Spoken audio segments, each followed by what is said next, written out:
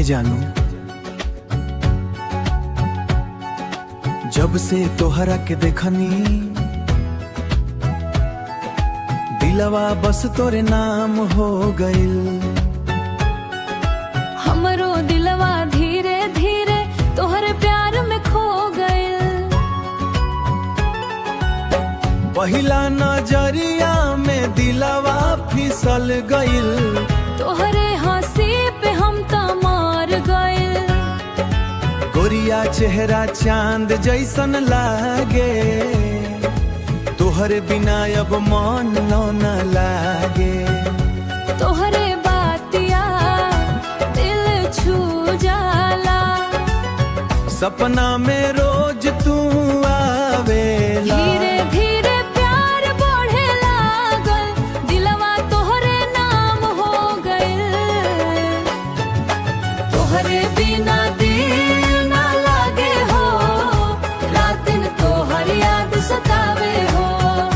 साथे जिएब साथे मरे हो, प्यार के रिश्ता ना टूटे हो।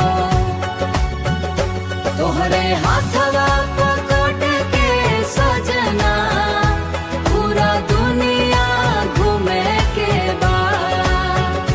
रौआ बन गइल बानी जान हमारा, अब ना दूर जाए के बाद। बरसात में हाथ पकड़ के चली, प्यार वाला सपना सजली। तोरे खातिर जान दे दे, हर खुशी तोहरा नाम कर दे। सिंधु वाला सपना सजनी, तोहरे संग जिंदगी बितैनी।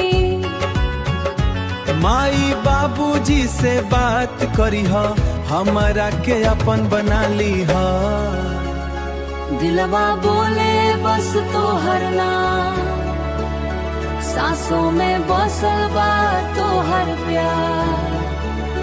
रब से बस इतने मांगे, साथ रहे जम जन्म के यार।